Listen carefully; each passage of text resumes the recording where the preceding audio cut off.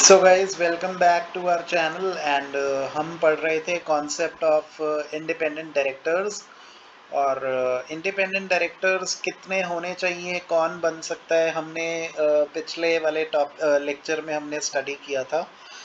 तो self based online modules set A corporate and economic laws में appointment and qualification of directors में अब हम इंडिपेंडेंट डायरेक्टर्स का कॉन्सेप्ट अपना कंटिन्यू कर रहे हैं।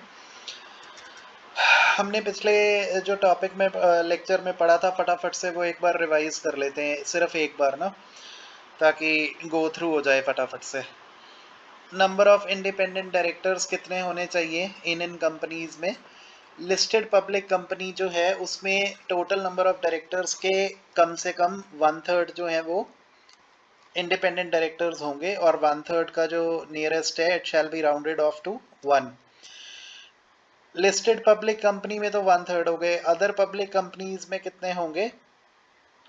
क्या था, सेंट्रल गवर्नमेंट को पावर दी हुई है कि वो बता सकते हैं कि कितने होंगे। तो सेंट्रल गवर्नमेंट ने ये रूल बना दिया था कंपनीज एक्ट का कि रूल 4 सब रूल 1 में क्या है कि इन कंपनीज में दो कम से कम इंडिपेंडेंट डायरेक्टर्स होंगे इन अनलिस्टेड पब्लिक कंपनियों में, जिसमें ये लिमिट सेटिस्फाई हो रही हैं 10, 50 और 100 की लिमिट। ठीक है।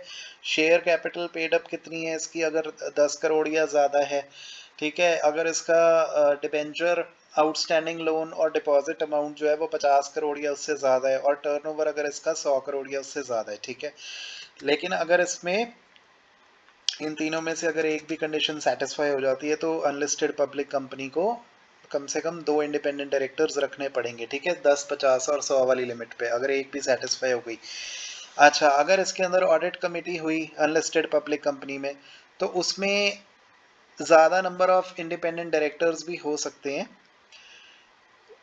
क्योंकि ऑडिट कमेटी अगर होती है तो उसमें मिनिमम 3 डायरेक्टर्स होते ही हैं और इंडिपेंडेंट डायरेक्टर्स की मेजॉरिटी होती है, ठीक है। तो अनलिस्टेड पब्लिक कंपनी में तो अगर ऑडिट कमेटी में ज़्यादा डायरेक्टर्स हुए तो मेजॉरिटी तो इंडिपेंडेंट ही बनाएंगे ना। अगर 7 डायरेक्टर्स हुए सपोज ऑडिट कमेटी में, तो फिर मेजॉरिटी बनाने के लिए 4 इंडिपेंडेंट डायरेक्टर्स रखने पड़ेंगे, ठीक है। तो अगर ऑडिट कमेटी हुई अनलिस्टेड पब्लिक कंपनी में तो उसमें कम से कम 3 डायरेक्टर्स तो होंगे ही होंगे और जिसमें से इंडिपेंडेंट डायरेक्टर्स की मेजॉरिटी होगी। मींस तो फिर दो इंडिपेंडेंट डायरेक्टर्स होंगे ही होंगे।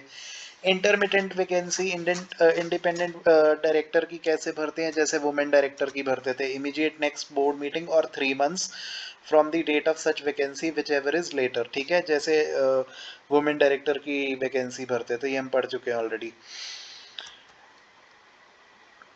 अच्छा, तो किस समय पे कहता कि ये कंडीशंस अगर मान लो फुलफिल नहीं होती तो कब बचेंगे इस रूल 4 सब रूल 1 से? अगर कहता अगर इन तीनों में से एक भी कंडीशन अप्लाई नहीं हो रही 3 लगातार कंसेक्यूटिव ईयर्स के लिए, किसी अनलिस्टेड पब्लिक कंपनी को 10, 50, 100 की लिमिट अगर नहीं लग रही और तीनों में से एक भी नहीं लगनी चाहिए, not not even a single one, 3 consecutive years के लिए, तो उस केस में इंडिपेंडेंट डायरेक्टर्स को अपॉइंट करने की ये जो लिमिट है ये एप्लीकेबल नहीं होगी। तो ये रूल 4 सब रूल 1 नहीं लगेगा, ठीक है। और ये लिमिट्स कौन सी डेट को देखनी है? जो लेटेस्ट ऑडिटेड फाइनेंशियल स्टेटमेंट्स होते हैं उसकी जो लास्ट डेट होती है, जो लास्ट उसकी ड्यू डेट होती है, उस डेट को ये तीनों लिमिट्स देखनी है 10, 50, 100 की अनलिस्टेड पब्लिक कंपनी के केस में, as existing on the last date of latest audited financial statements. अच्छा, exempted classes of unlisted public companies कौन सी हैं? रूल 4 सब रूल 1 को रूल 4 सब रूल 1 की ना कुछ एग्जेम्पशंस हैं। मतलब इन अनलिस्टेड पब्लिक कंपनीज में अगर वो लिमिट्स भी लग रही हैं तब भी इन अनलिस्टेड पब्लिक कंपनीज को इंडिपेंडेंट डायरेक्टर्स अपॉइंट नहीं करने पड़ेंगे, क्योंकि ये एक्सेप्शंस में आ रही हैं, ठीक है। कौन सी अनलिस्टेड पब्लिक कंपनीज? जो जॉइंट वेंचर है, जिसके सभी शेयर्स किसी कंपनी ने होल्ड किए हुए हैं, मतलब कि होली ओन्ड सब्सिडरी हो गई, तो अनलिस्टेड पब्लिक कंपनी में देखना पड़ेगा कि हो इसके सारे शेयर्स कहीं एक कंपनी ने तो नहीं होल्ड किए हुए, तो होली ओन्ड सब्सिडरी हो जाएगी ना ये, ठीक है। तो a dormant company as defined under the section 455 of the act, ठीक है। तो अगर एक ऐसी कंपनी है जो मतलब बंद हो मतलब डोरमेंट का मतलब जो डिसफंक्शनल है, जिसमें अब काम नहीं हो रहा, तो अभी के लिए मतलब इसके अंदर जाने की ज़रूरत नहीं है हमें, बस अनलिस्टेड पब्लिक कंपनीज कौन सी हैं जिसको इंडिपेंडेंट डायरेक्टर्स नहीं अपॉइंट करने होंगे, चाहे वो 10, 50 और 100 की भी लिमिट लग रही हो, तो इन वाली को नहीं लगती। ठीक है, एक तो जॉइंट वेंचर को, ठीक है, होली ओन्ड सब्सिडरी को नहीं करना पड़ेगा, और एक डोरमेंट कंपनी को। डोरमेंट कंपनी मतलब जो अभी जिसमें काम नहीं हो रहा। ठीक है, तो ये टेबल वही है, उसका रेपिटेशन है, जॉइंट वेंचर, डोरमेंट कंपनी और होली ओन्ड सब्सिडरी।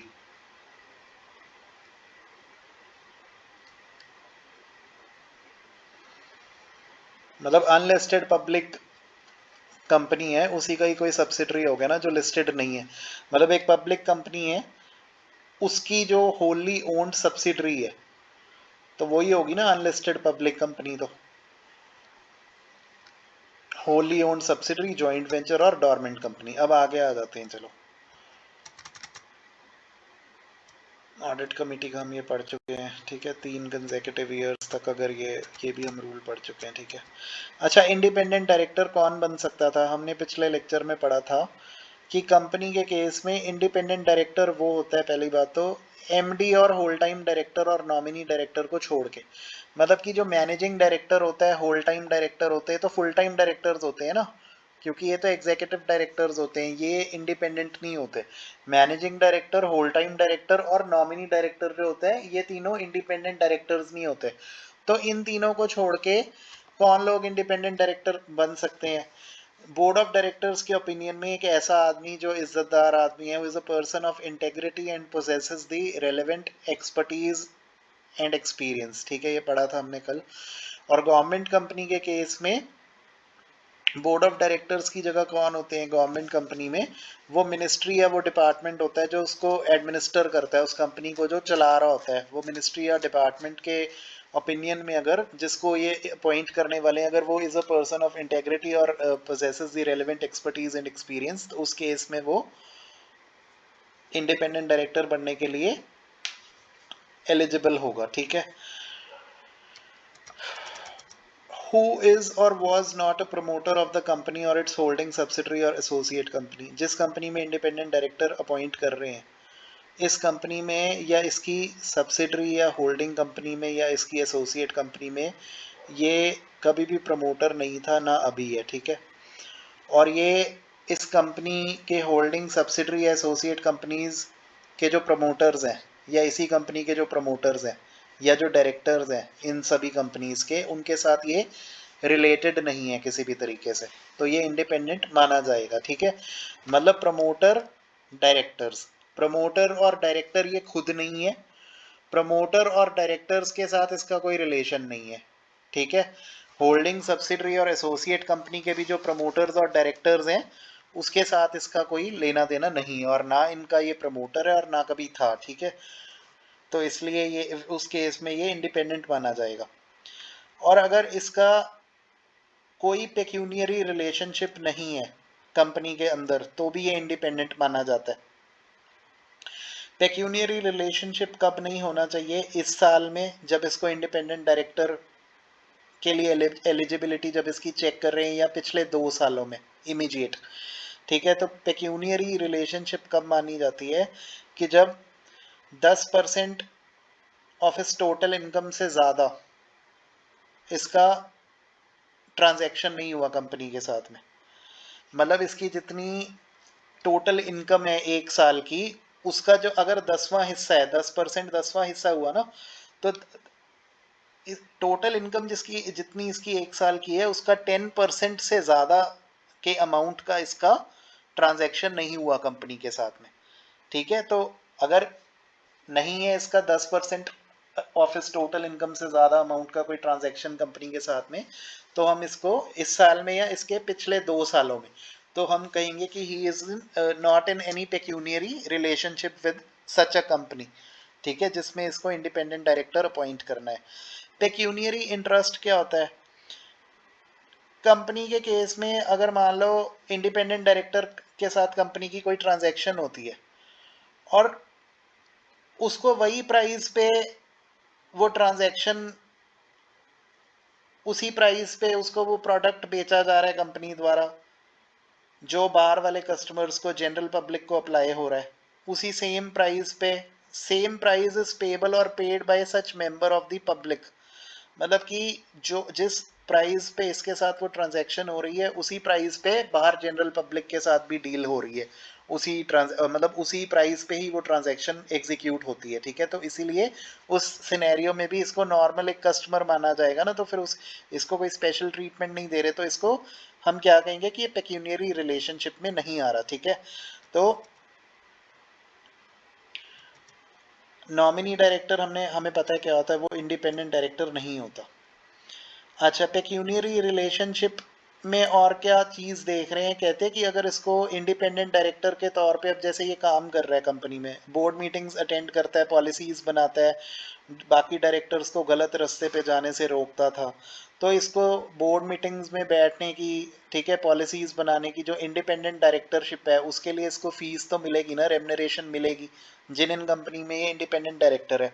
तो जो इसकी दाल रोटी है, जो कंपनी से इसको इंडिपेंडेंट डायरेक्टरशिप के लिए फीस मिल रही है, उसके साथ वो लेने से कोई पेक्यूनियरी रिलेशनशिप में थोड़ा ना आ जाएगा, या इसको खर्चों की रीइंबर्समेंट होती है तो उससे भी पेक्यूनियरी रिलेशनशिप नहीं कहते।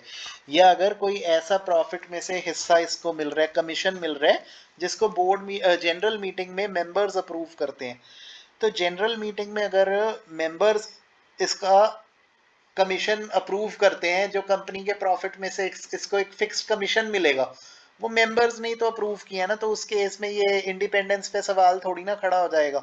शेयर होल्डर्स ने खुद डिसाइड किया कि हाँ यार, प्रॉफिट में से इसको इतना हिस्सा देना है, ठीक है, तो उसको भी it does not constitute a pecuniary relationship. तो चलो अब आगे चलते हैं हम।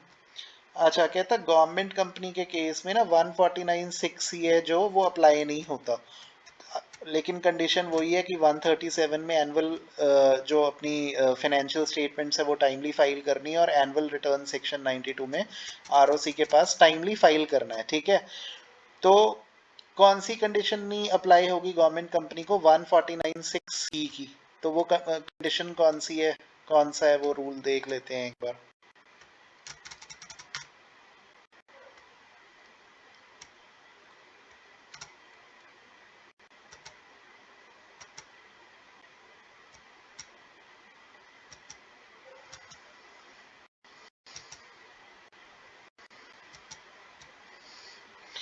ये है वो ना कि declaration by the independent director कि वो इंडिपेंडेंट है।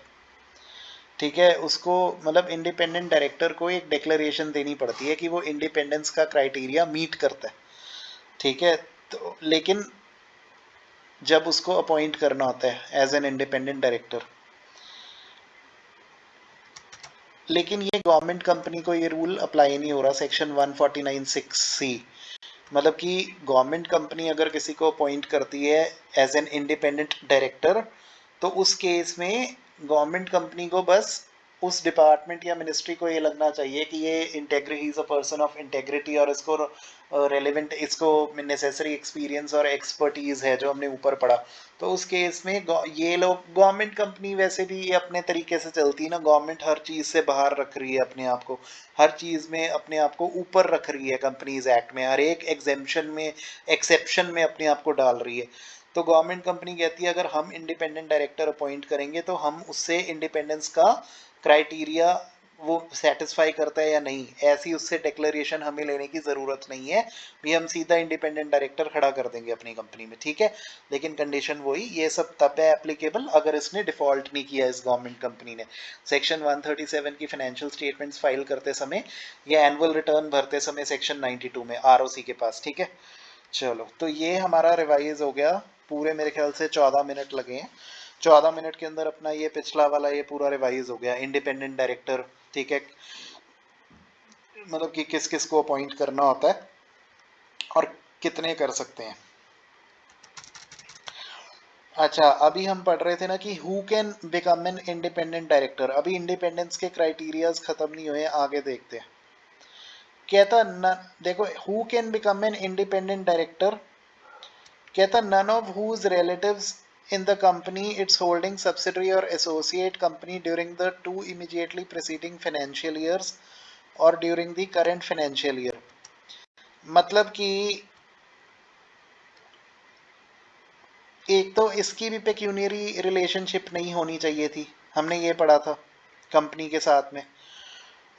पेक्यूनियरी रिलेशनशिप में पढ़ा था ना कि टोटल इनकम जितनी एक साल की है उसका 10% से ज़्यादा ट्रांजैक्शन में इसने कभी एंटर नहीं किया कंपनी के साथ में, इस साल में या पिछले 2 साल में।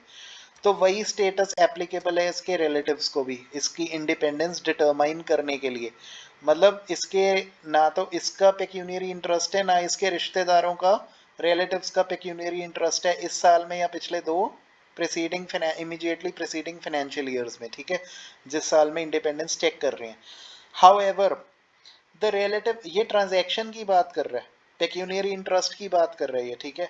लेकिन कहता है रिलेटिव जो है ना वो एक सिक्योरिटी या इंटरेस्ट कंपनी में होल्ड कर सकता है of the face value not exceeding 50 lakhs और 2% of the paid up capital, ठीक है, और सच हायर सम एज में बी प्रिस्क्राइब्ड। अब कंपनी के केस में इंडिपेंडेंस चेक करने के लिए एक हमने कंडीशन पढ़ी कि पेक्यूनियरी इंटरेस्ट नहीं होना चाहिए।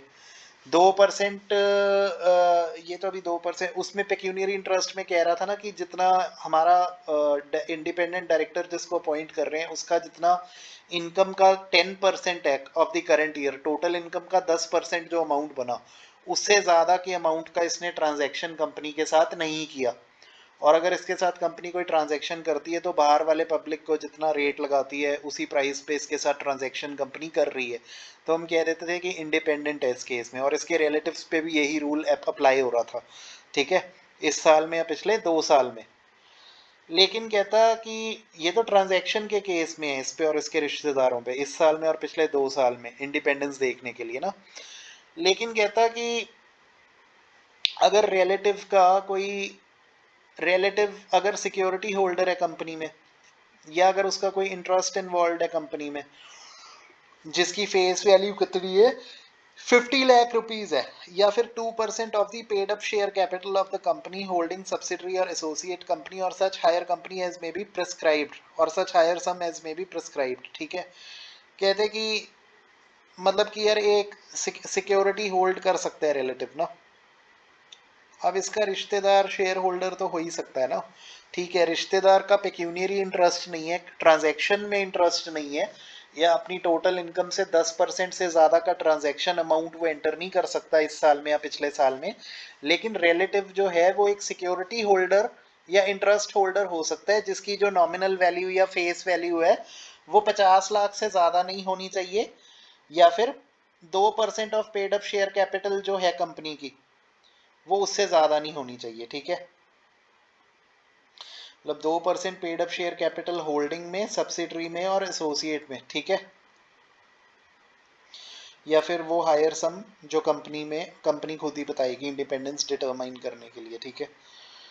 तो ये समझ लेते हैं कि रिलेटिव जो है वो इंटरेस्ट होल्ड कर सकता है या सिक्योरिटी होल्ड कर सकता है 50 लाख रुपए तक की कंपनी में, मतलब सिक्योरिटी होल्डर या इंटरेस्ट होल्डर हो सकता है 50 लाख रुपीस तक का, या पेड अप कैपिटल का 2% हिस्सा वो होल्ड कर सकता है,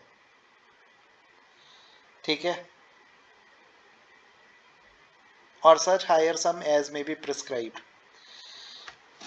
तो उस केस में इसकी इंडिपेंडेंस के ऊपर सवाल नहीं आएगा। मतलब ये रिलेटिव में अगर हम कहें कि रिलेटिव 50 लाख तक का सिक्योरिटी होल्डर है या इंटरेस्ट होल्डर है या पेड अप कैपिटल का 2% अमाउंट ये होल्ड कर रहा है होल्डिंग सब्सिडरी या एसोसिएट कंपनी में, तो उस केस में ये इंडिपेंडेंस इसका जो है वो इंटैक्ट रहेगा इस डायरेक्टर का, ठीक है।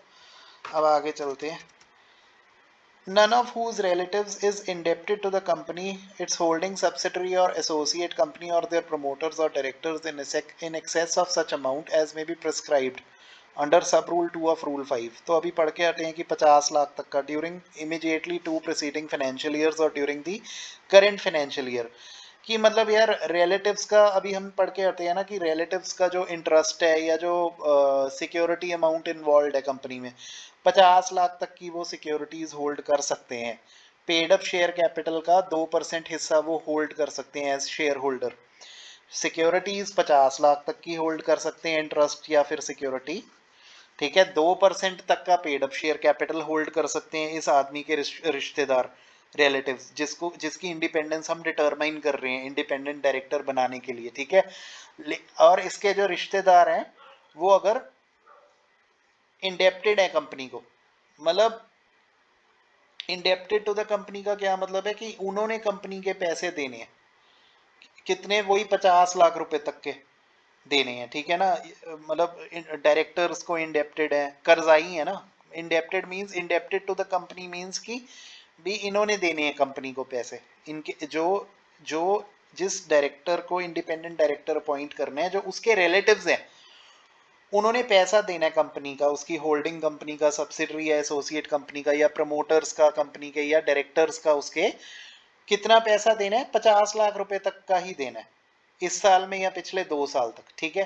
तब भी ये इसके इंडिपेंडेंस पे सवाल नहीं आएगा।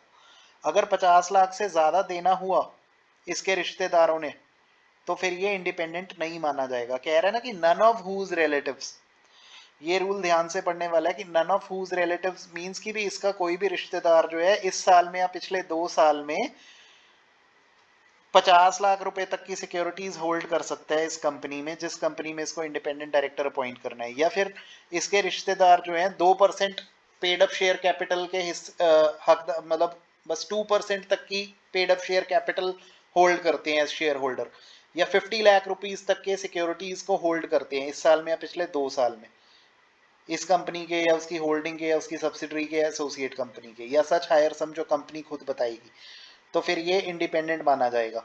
या इस कंपनी के जो जो इस बंदे के रिश्तेदार हैं जिसको इंडिपेंडेंट डायरेक्टर बनाना है, इसके रिश्तेदारों ने, रिलेटिव्स ने पैसा देना है कंपनी का या उसके डायरेक्टर्स का या उसके प्रमोटर्स का या इस कंपनी के होल्डिंग सब्सिडरी या एसोसिएट कंपनी का, कितना देना है, वही 50 लाख रुपए तक देना है, उससे ज्यादा नहीं इस साल में।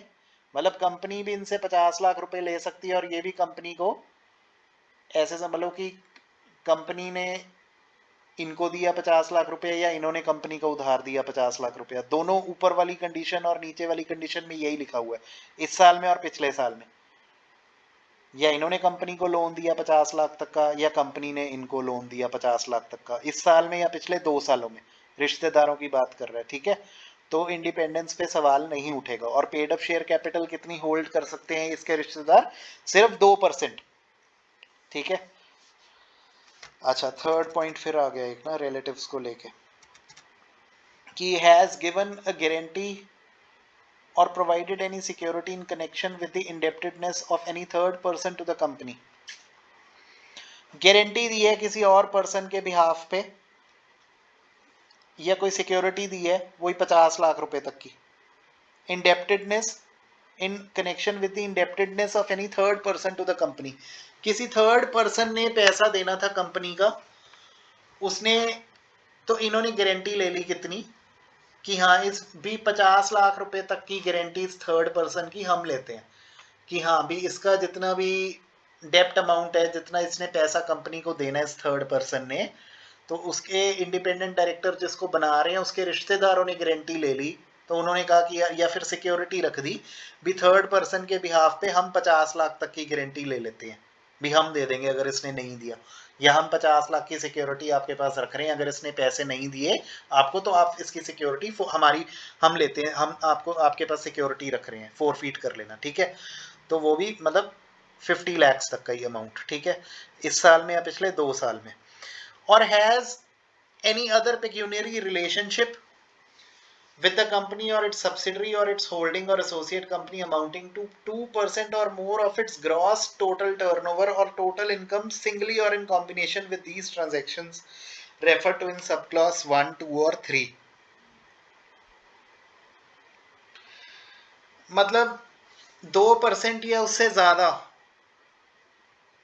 और more of its gross turnover और टोटल इनकम, मतलब पेक्यूनियरी रिलेशनशिप इनका नहीं है इसके रिलेटिव्स का भी कंपनी के साथ में, ठीक है। मतलब और पेक्यूनियरी रिलेशनशिप रिलेटिव्स का कैसे निकाल रहे हैं, 2% और more of its gross turnover और टोटल इनकम सिंगली और in combination with the transactions refer to in 1, 2 and 3 above.